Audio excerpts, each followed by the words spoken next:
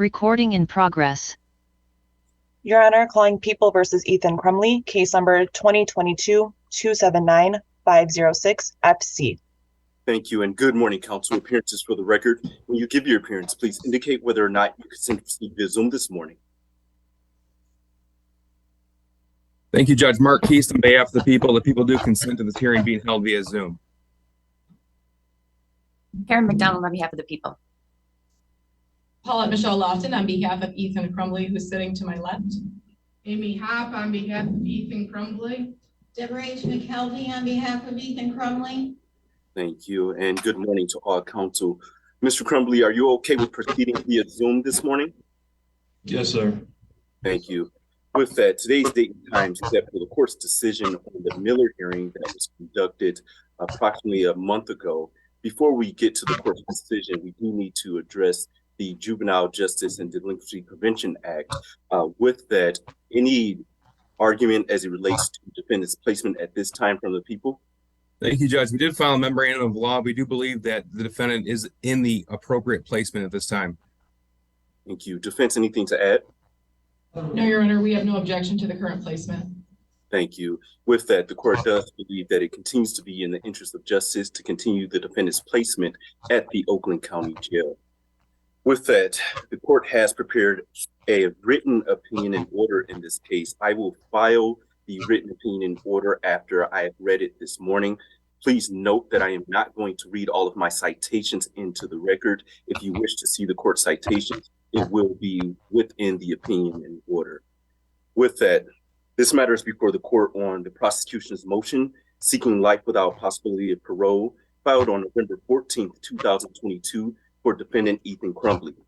The court notes that the prosecution's motion was filed timely pursuant to MCL 769.25(3). On October 24th, 2022, defendant pleaded guilty to 24 felony counts, including 1 count of terrorism causing death, 4 counts of first-degree premeditated murder, 7 counts of assault with intent to murder, and 12 counts of felony firearm. Defendant was 15 years old at the time of the offense. Therefore, the court is required to conduct a Miller hearing before determining whether to sentence defendant to life without parole or a term of years. The court conducted the Miller hearing, and this opinion and order follows. A basic precept of justice requires that requires that punishment must be proportionate to both the offense and the offender. In Miller, our United States Supreme Court struck down mandatory life without possibility of parole sentences when the offender was under 18 years old. The Supreme Court has long recognized that children are constitutionally different from adults for sentencing purposes. Sentencing a child to life without parole is excessive for all but the rare offender whose crime reflects irreparable corruption. Miller requires that before sentencing a juvenile to life without parole, the sentencing judge take into account how children are different and how those differences counsel against irrevocably sentencing them to lifetime in prison. The court recognized that a sentencer might encounter the rare juvenile offender who exhibits such irretrievable depravity that rehabilitation is impossible and life without parole is justified.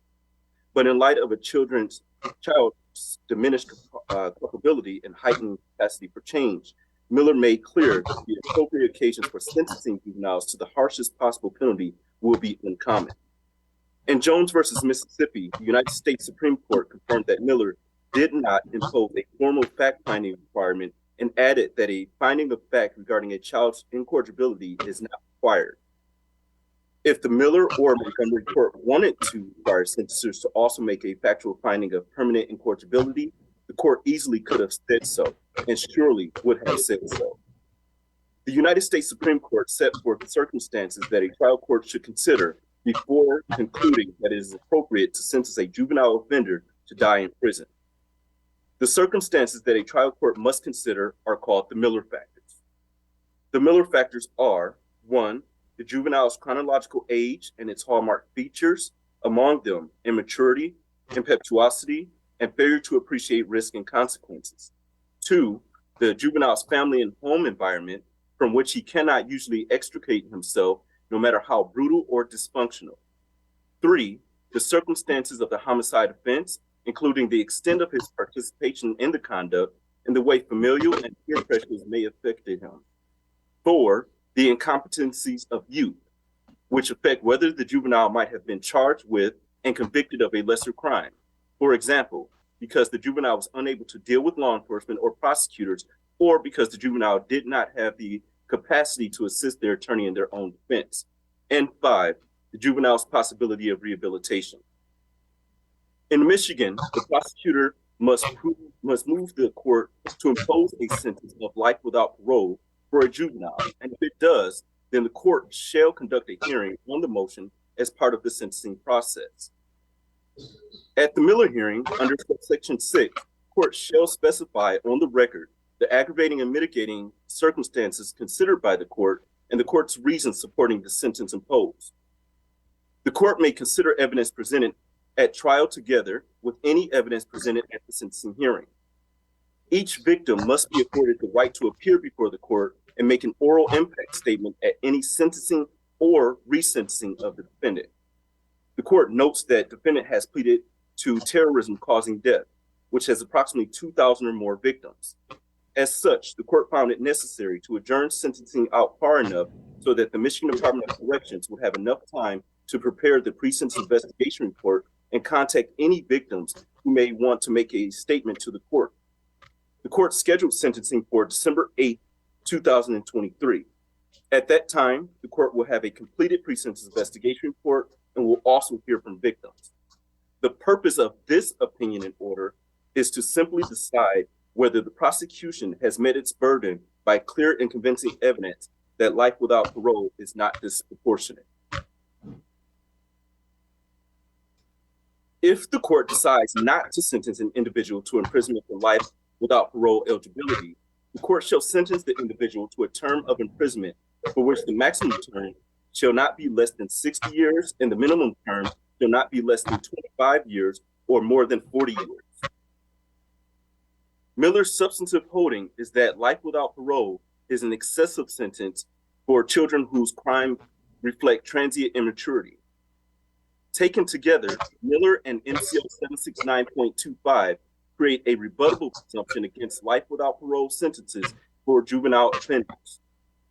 As a procedural mechanism, therefore, it makes sense for a sentencing court to start from the premise that the juvenile defendant before them, like most juveniles, has engaged in criminality because of transient immaturity, not irreparable corruption.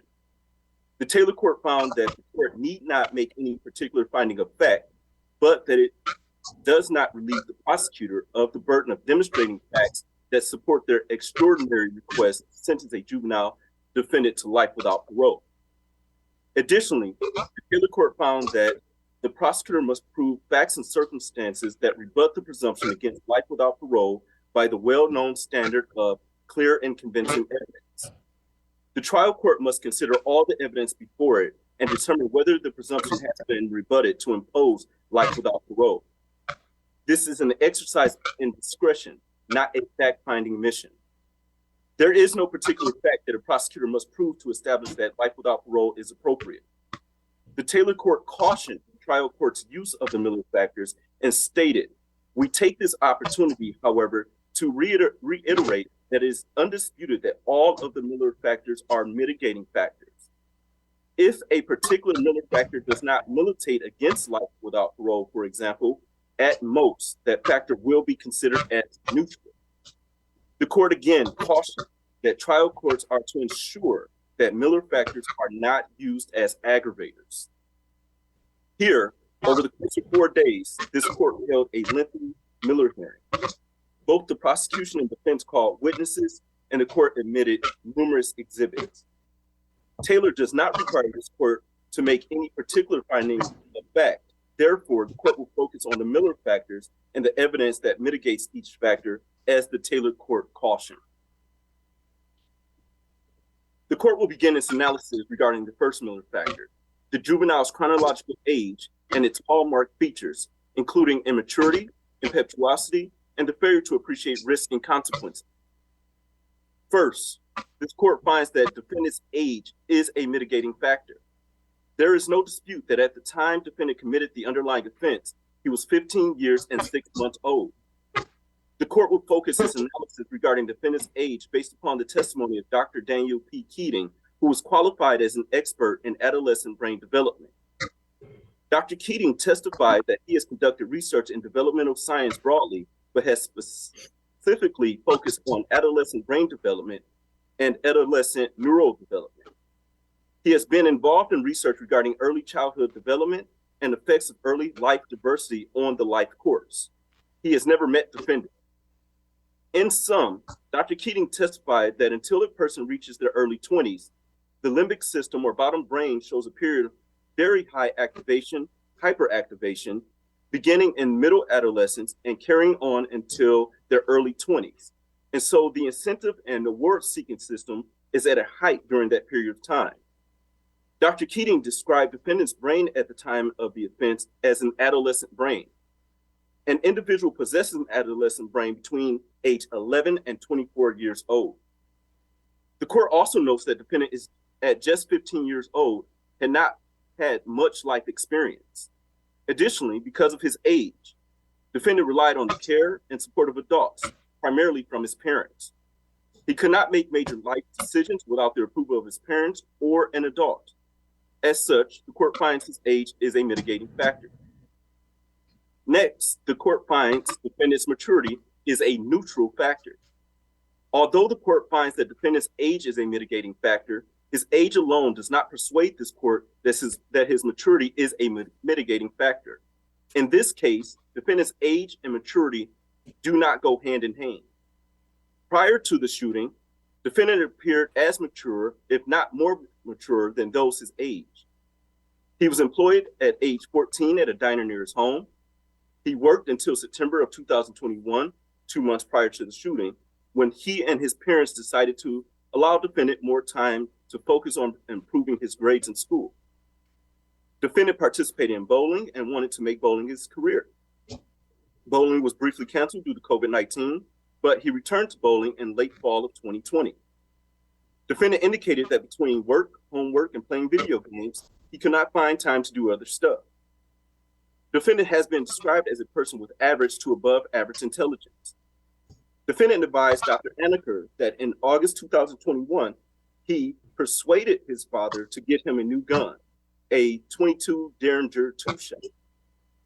Defendant paid for the gun with his own money. Defendant also advised that he persuaded his father to buy him a 9mm pistol that was ultimately used in the shooting. Defendant advised his father bought the gun with the defendant's money. Defendant practiced at the gun range shooting the gun with his mother and showed his mother how to use the gun. This does not illustrate the hallmark immaturity of a child. Further, defendant had mature thoughts regarding how society functions that do not align with immaturity. In defendant's journal, he discusses his view of the American school system. In part, defendant stated, "I'm already forced to wake up at 6:30, 5 days a week, and be bored out of my mind for 7 hours straight, and I'm not going to let some self-centered snowflake bitches tell me if I'm allowed to talk or whether I have to put my head down or not.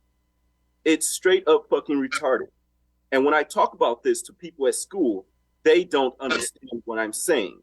But when I talk about this to an adult, they understand. It's basically like I found out the truth early, and I guess the people who work in the school don't like that and try to force school is life on me." Defendant reiterated same or similar feelings in a video he recorded the night before the shooting. In the video, he weighed his future employment prospects, including joining the military. He even weighed the pros and cons of joining the military. The court finds that defendant is mature. He can weigh the pros and cons of future employment, how he would live his life, and whether he would be happy in any career.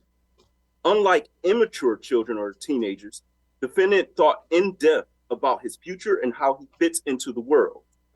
To be clear, the court is not saying that teenagers cannot or do not think about their futures, but the level of defendant's in-depth thoughts about his future leads this court to believe that he is not immature or has the hallmark immaturity of a child.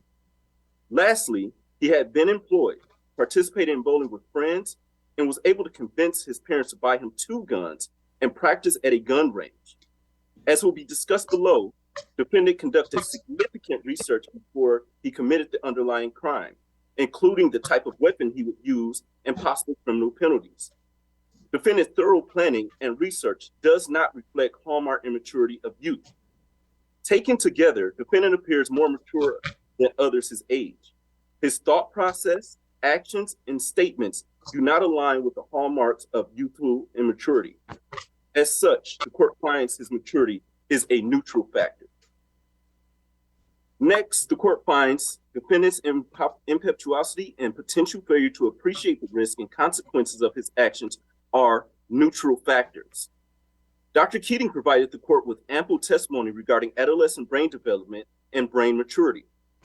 Dr. Keating testified that there are specific hallmarks of adolescent brain development, which include development of the limbic system, bottom brain, the frontal vortex, and ultimately the prefrontal system, the top brain, the relationship between the bottom brain and the top brain, and the period of extremely high neuroplasticity. The prefrontal cortex is responsible for executive functions, which is the ability to think through things in a systematic way, to focus attention, and to shift attention appropriately. The prefrontal cortex is the primary way that individuals learn to inhibit impulsive or impetuous behavior.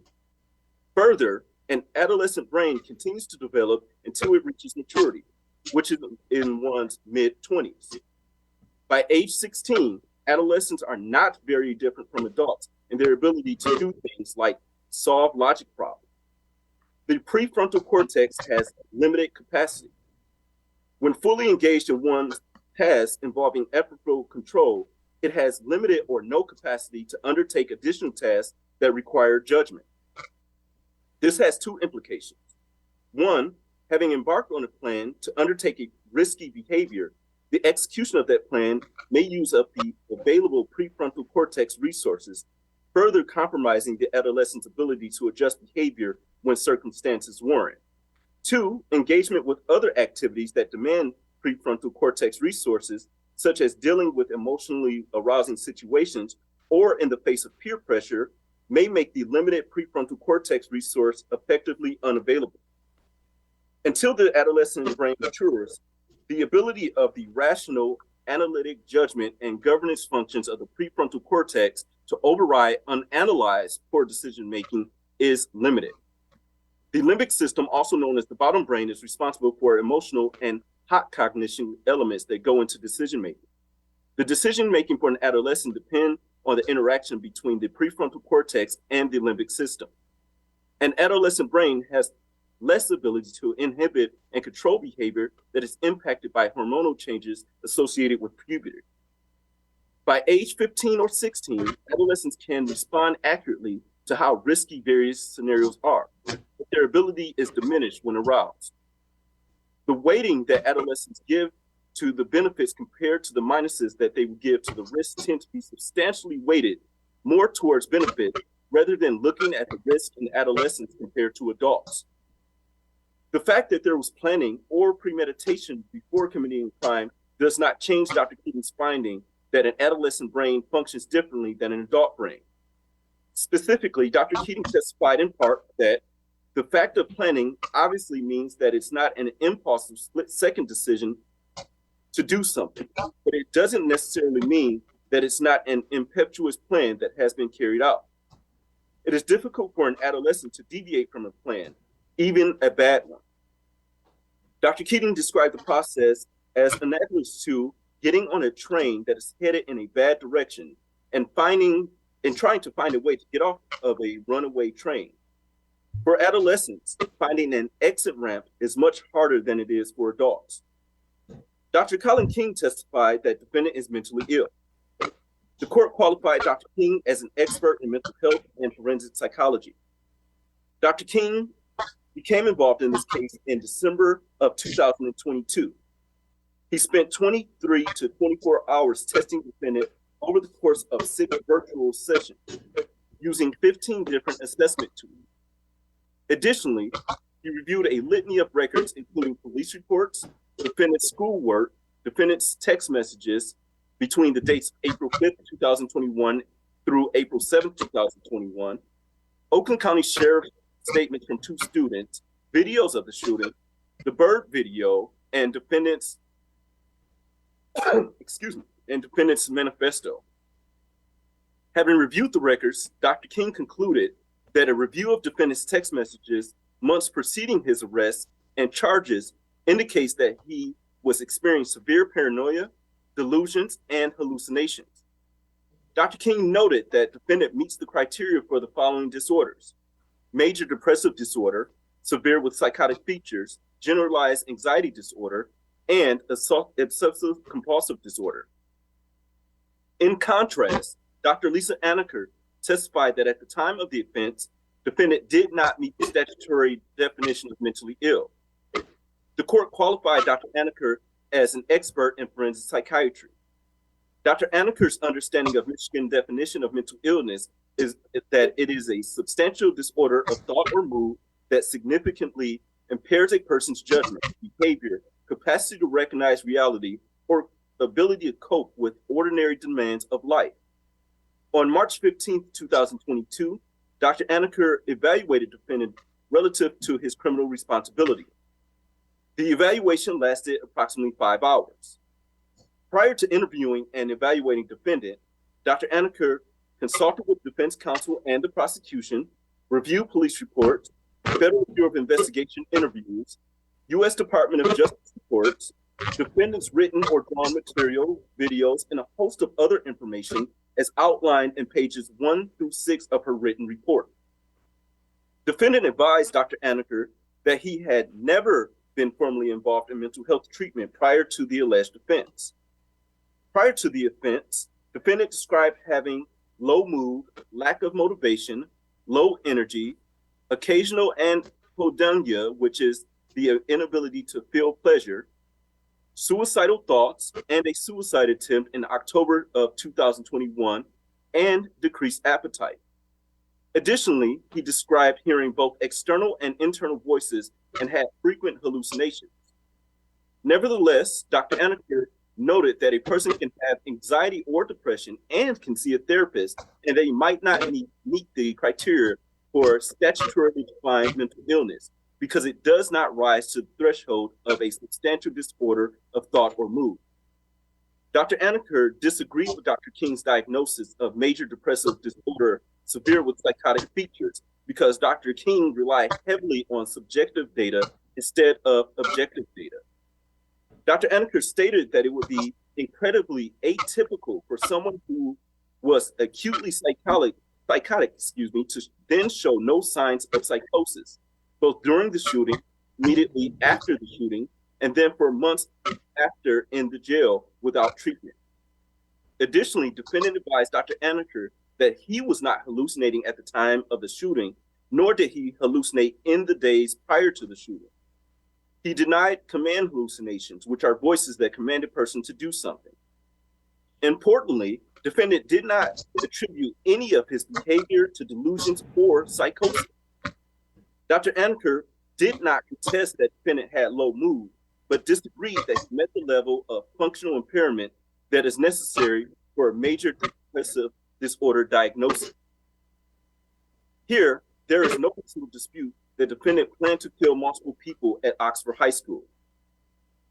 Defendant documented his plan in a journal, including who he would kill first, a pretty girl with a future. Defendant's journal is 22 pages long. Lieutenant Timothy Willis testified that all 22 pages in the journal referred to the school shooting. On page 22 of the journal, defendant wrote, "I want to shoot up the fucking school so badly.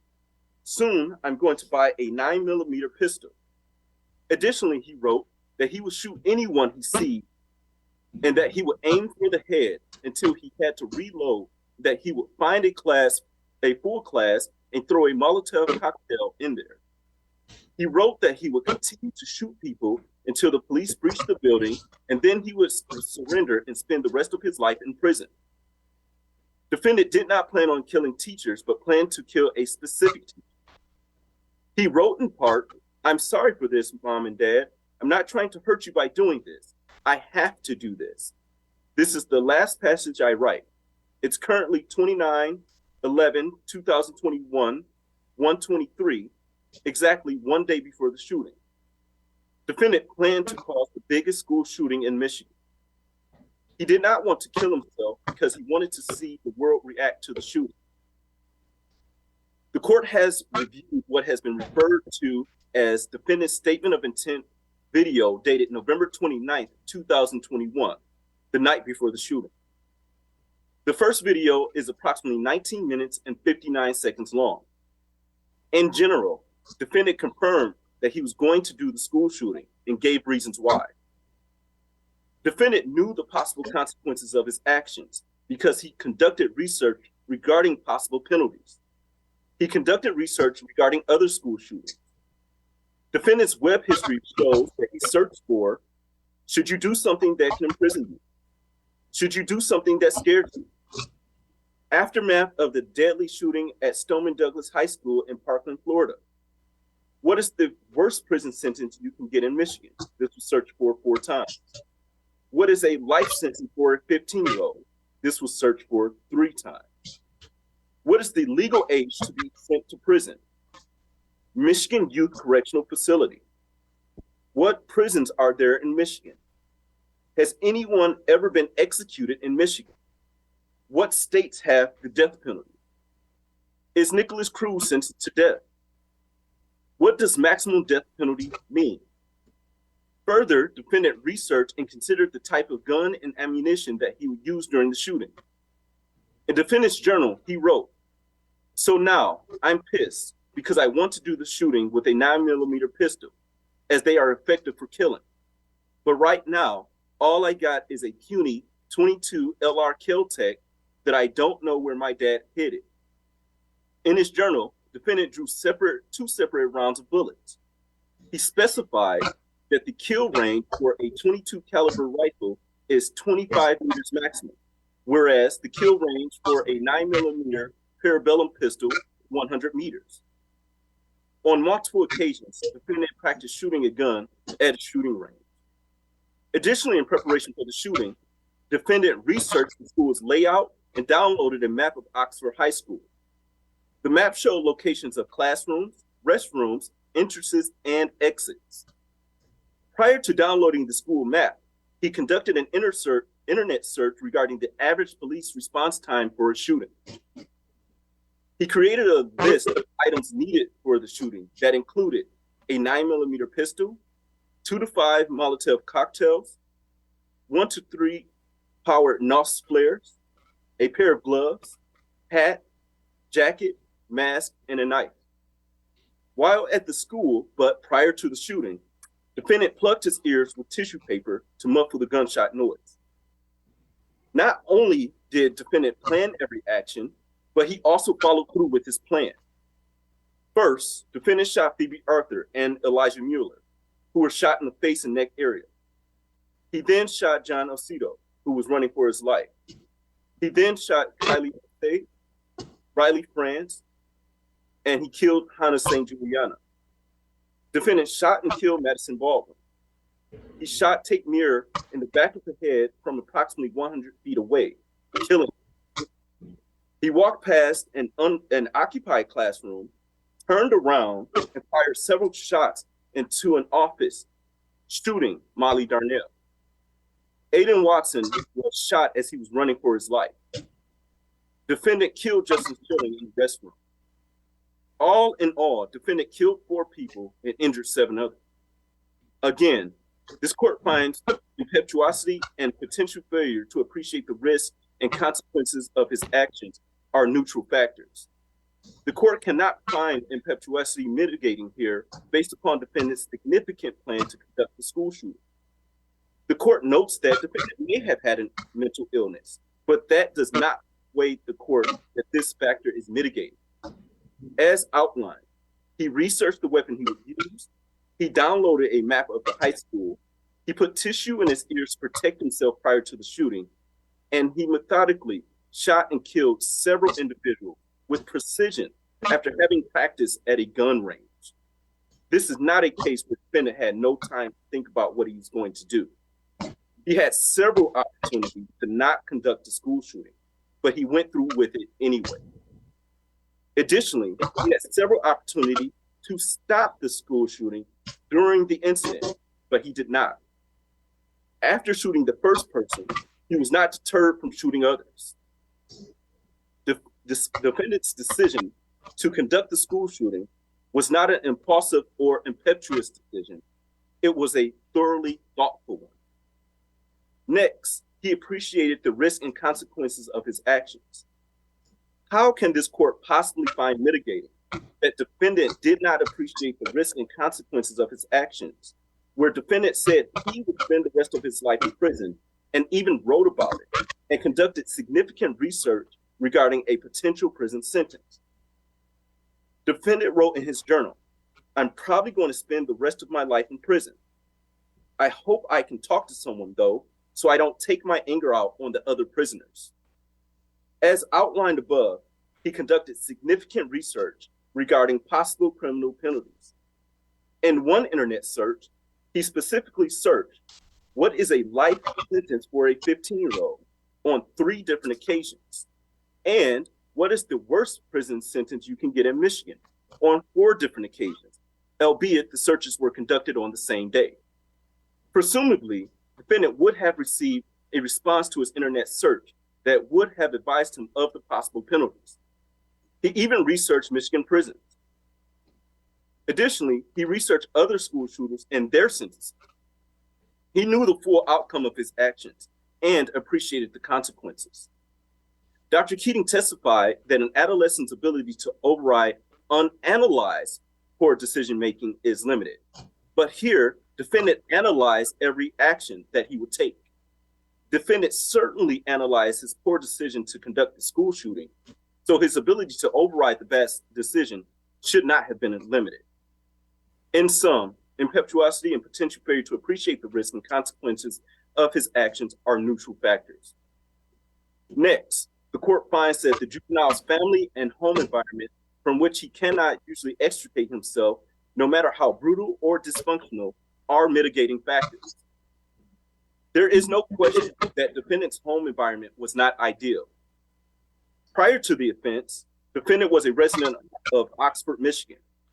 In 2020, Oxford, Michigan had a population of 3.5 thousand people with a median age of 43 and a median household income of $67,130. Defendant's family fit the profile of the average family in Oxford. The court reviewed defendant's admitted Exhibit B, which is Dr. Jillian Peterson's report from the Violence Project. Dr. Peterson is the co-founder and co-president of the Violence Project Research, which is known for its public database of mass shooters in the United States. Dr. Peterson outlined in her report that witnesses will testify about defendant's early childhood growing up in Washington State. Multiple neighbors heard yelling, screaming, smacking, and crying coming from inside the Crumbley's various residences on multiple occasions. Neighbors thought there was domestic violence happening, complained to management, and even called the police. Friends and neighbors witnessed defendant punished violently by James and Jennifer Crumbley. Defendant's elementary school teachers will testify that James and Jennifer Crumbley were not active in his education. Witnesses will testify that daily fighting continued into defendant's adolescence up until the time of the shooting. James and Jennifer Crumbley fought loudly on a daily basis until late in the night and early mornings. They were often intoxicated during these altercations. The court notes that over the course of the 4-day Miller hearing, it did not hear from any of the witnesses that Dr. Peterson outlined. Nevertheless, Dr. Peterson's report is consistent with Dr. Colin King's testimony regarding defendant's upbringing and home environment prior to the shooting. The court finds that defendant's parents neglected him. As early as age 6, defendant was left home alone. Dr. King interviewed a neighbor who advised that defendant would go across the street to the neighbor's home, especially during thunder showers, to report that he was afraid and would ask for help.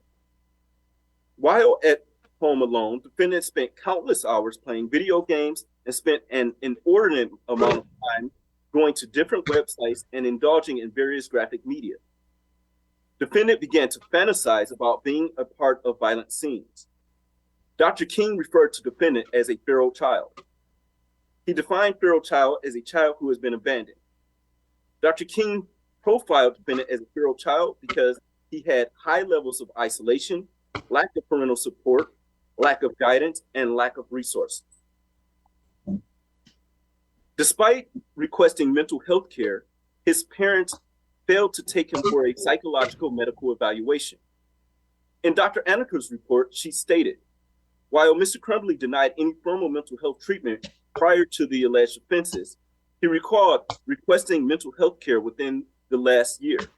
He noted on his 15th birthday, he got really upset and said, "I want to see a therapist." He was asked why he wanted to see a therapist at that time and stated, "I guess I didn't want to move forward in life. I wanted to stay at that point. So when I realized I'm getting older, I needed help to get past that." He stated his mother reportedly said, "All right, I'll get you someone you can talk to." Defendant stated, "It never really happened and I forgot about it." Defendant's father bought him a gun that was ultimately used in the school shooting, despite knowing defendant needed a psychological and medical evaluation. Defendant's aunt and step-grandmother submitted letters to this court's review. For this court's review, that's defendant's Exhibit T. The court has read both letters. Defendant's aunt has been in weekly contact with him since incarceration in November of 2021. He has also had almost weekly contact with his step-grandmother. Defendant's aunt visited him in July of 2021. She describes him as an individual who possesses several remarkable traits. Defendant's aunt wrote to the court, "In my opinion, Ethan had a good childhood filled with love, family vacations, and happy memories." The last time she saw defendant was in July of 2021. She described him as very helpful and respectful and assisted her in any way needed. They had a great conversation regarding his employment and pets. He even advised his aunt how he nursed an abandoned kitten back to health. This was 4 months prior to the shooting. Both his aunt and step-grandmother continued to support him. Per defendant, he did not experience trauma or abuse growing up. Defendant provided Dr. Anika with historical information regarding his upbringing and home environment. Dr. Anika reported that Mr. Crumbly was asked if he experienced trauma or abuse growing up. He denied this. He was asked specifically about a witness statement from a student at Oxford High School, in which she told police that Mr. Crumbly had informed her that his father shot him with BB guns on a regular basis. He responded, "I lied about that." He stated he had indeed told his classmate that his father shot him with BB guns, but indicated he only told her in an attempt to relate with her and her own struggles.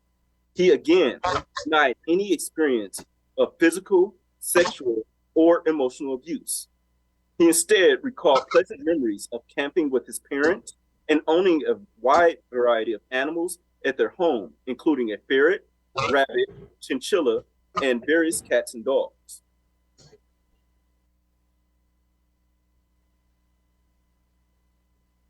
There is conflicting evidence regarding defendant's home environment.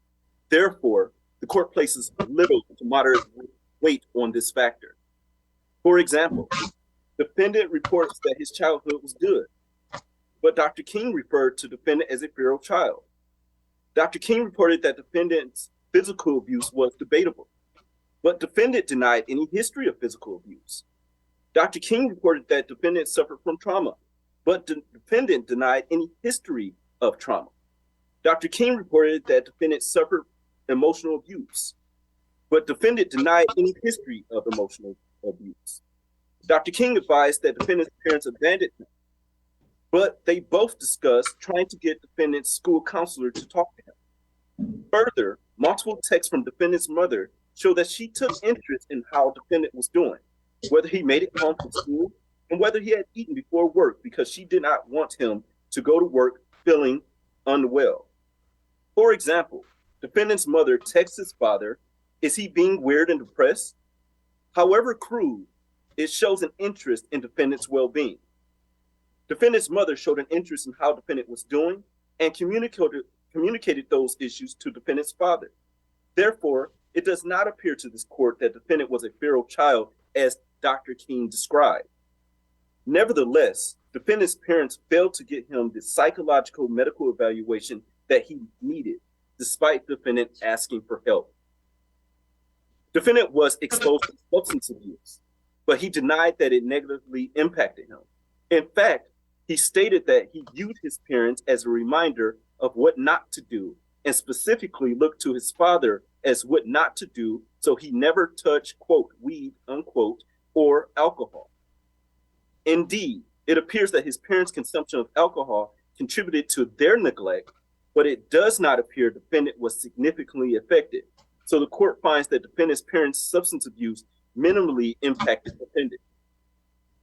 The court finds that his parents' neglect is a mitigating factor. However, his general home life, while not ideal, was also not terrible. Despite his parents' shortcomings, defendant appeared to have a loving and supportive family.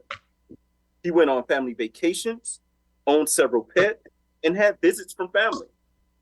He had housing, lights, gas, water, and by his own statement, he was not subject to physical or sexual abuse. In defendant's own words, his childhood was good.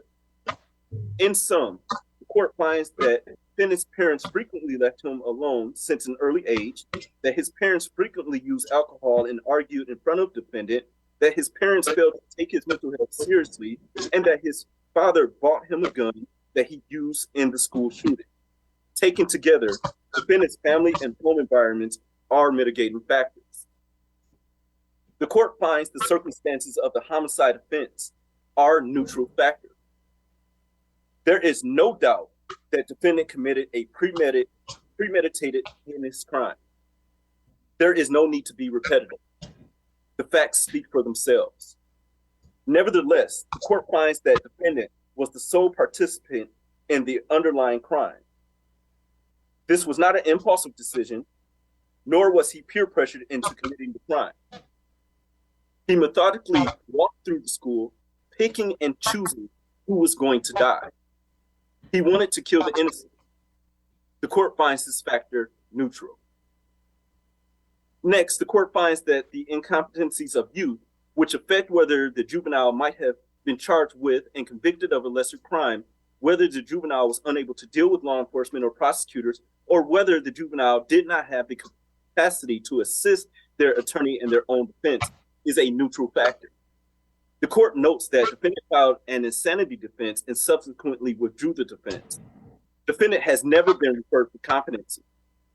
The court appointed 3 attorneys to assist defendant, which includes a legal guardian ad litem.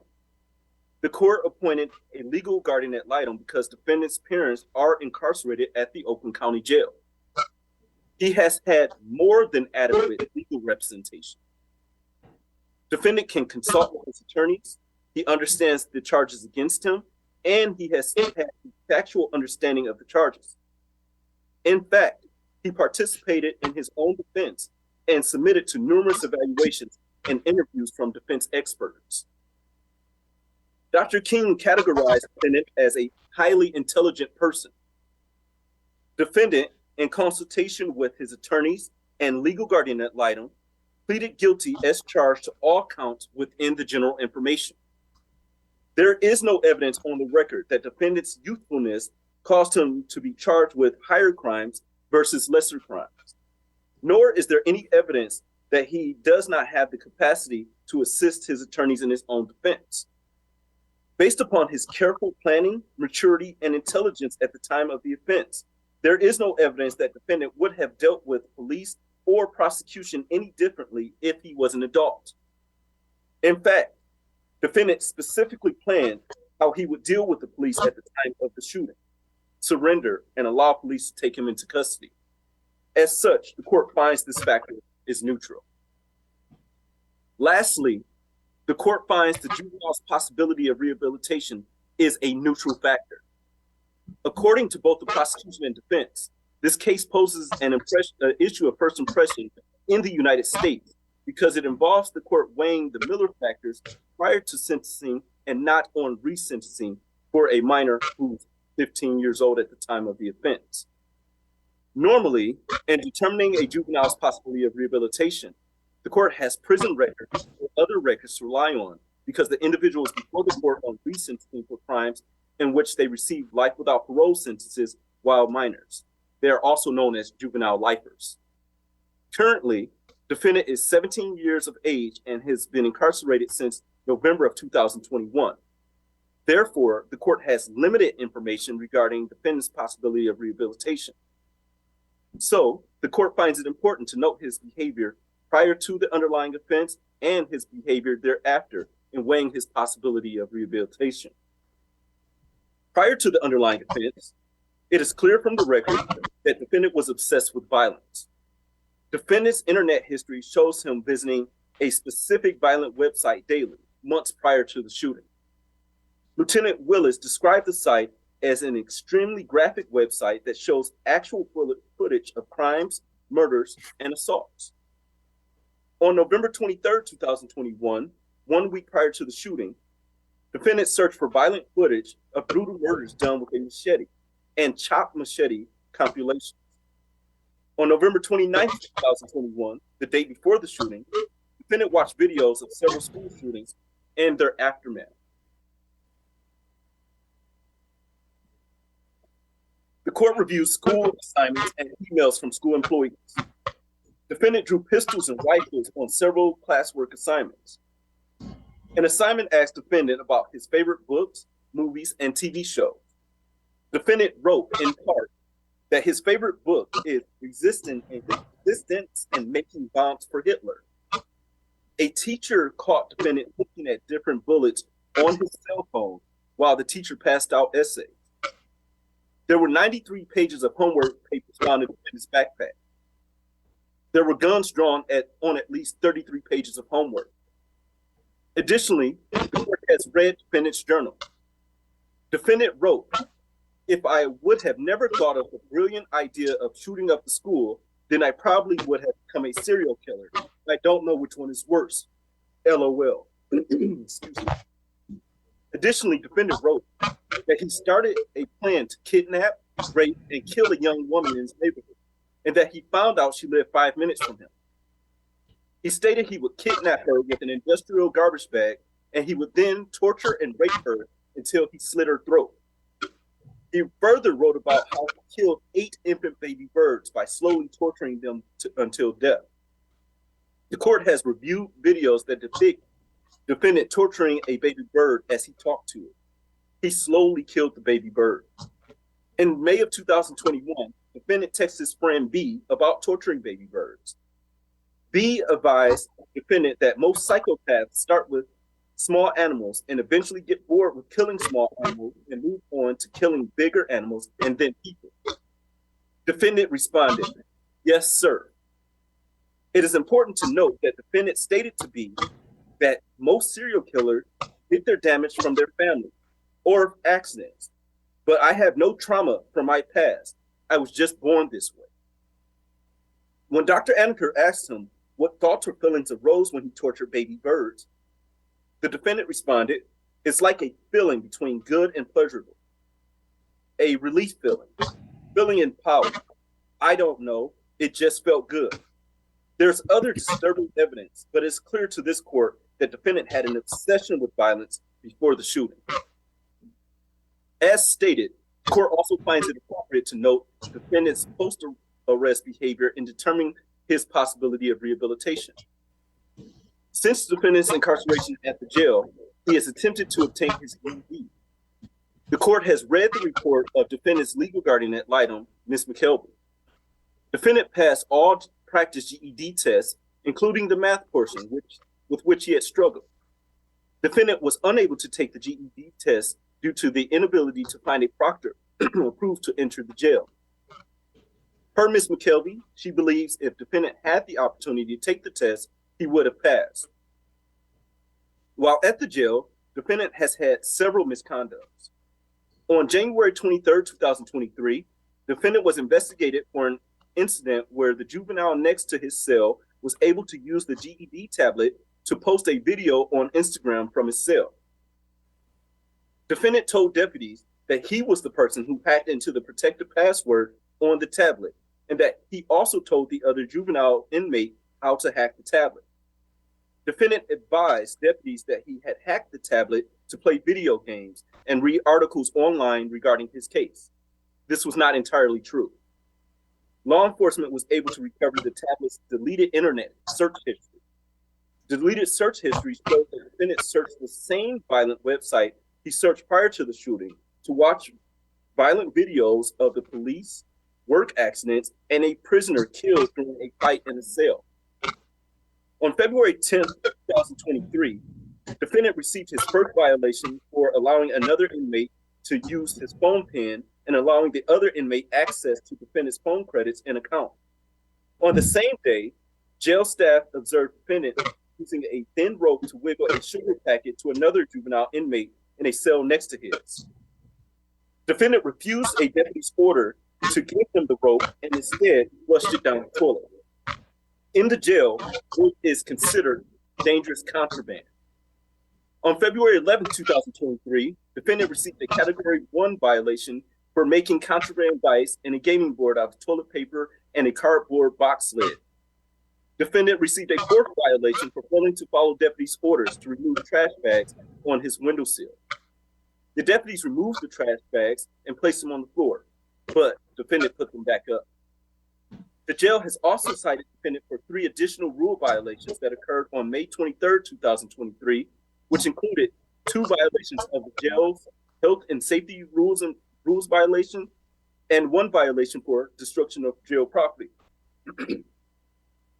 The health and safety violations were for defendant's failure to keep his room clean and sanitary, whereas the destruction of jail property violation was because defendant removed a screw from the toilet seat in his cell. In sum, defendant's expert in corrections, Dr. Romanowski, noted that defendant has demonstrated moderate difficulty adjusting to incarceration at the county jail. Dr. Romanowski, when asked about his opinion regarding defendant's potential for rehabilitation, stated, "I've had very limited information, basically defendant's records in jail. But honestly, I think everybody has a potential for change.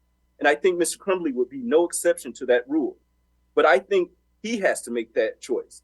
He has to be the one to say, I want the change." Additionally, Dr. King testified that he believes defendant can be rehabilitated. In support of his opinion, Dr. King referred to working in the field of brain injury for 25 years and his treatment of people with mental health. He further referred to neuroplasticity, which is the ability of the brain to create new pathways. Dr. King indicated that defendant's brain is still maturing and his brain may not reach full maturity for another 10 years. The court finds that the evidence at this point shows that defendant's possibility of rehabilitation is slim. Defendant continues to be obsessed with violence and could not stop his obsession even while incarcerated at the jail. His obsession with violence is in part what caused defendant to commit the underlying offense. If defendant continues to be obsessed with violence in the jail, how can there be a possibility of rehabilitation? He continued the same type of behavior that he exhibited pre-incarceration. Although defendant may have received his GED if he could have taken the test, that alone does not show a possibility of rehabilitation. As defendant's own expert stated, defendant has to be the one who wants to change if he is to be rehabilitated. The evidence does not demonstrate to this court that he wants to change. Further, the court notes and considered Dr. King's testimony regarding rehabilitation. Dr. King testified that defendant's brain has not reached full maturity and therefore a defendant can be rehabilitated. The court gives this conclusion little weight because it only focuses on defendant's brain maturing. It does not appear to consider other factors such as how will prison affect defendant's rehabilitation, or defendant's family support or lack thereof, or if defendant even wants to be rehabilitated. In short, the court cannot find that there is a possibility that defendant can be rehabilitated based solely on his brain maturing. Daily, there are people who have mature brains that commit heinous crimes and show no signs of rehabilitation or possibility of rehabilitation. The court finds defendant's possibility of rehabilitation is a neutral factor. In conclusion, the court finds that defendant's age and home and family environment are mitigating factors. The court finds the remaining factors neutral. This crime is not the result of impetuosity or recklessness, nor does the crime reflect the hallmarks of youth. Defendant carefully and meticulously planned and carried out the shooting. Accordingly, the court, having weighed all factors and noting the Michigan Supreme Court's admonition in Taylor, finds that the prosecution has rebutted the presumption by clear and convincing evidence that a sentence to life without parole is a disproportionate sentence. As such, this case will proceed to sentencing on December 8th, 2023. That is the order of the court. With that, counsel, we need to set another placement hearing because I have to still review defendant's placement every 30 days. I'm looking at October 20th, 2023 at 9 a.m. via Zoom for the next placement hearing. Does that work for counsel? That's fine for the people, Judge. Thank you. Works for That's fine. defendant? Yes, it does. Thank you. With that, the court will enter this order forthwith. Is there anything else we need to address for the record this morning? No, Your Honor. No, Judge. Not this. Thank you. With that, everyone's all set. Everyone have a great day. Thank you.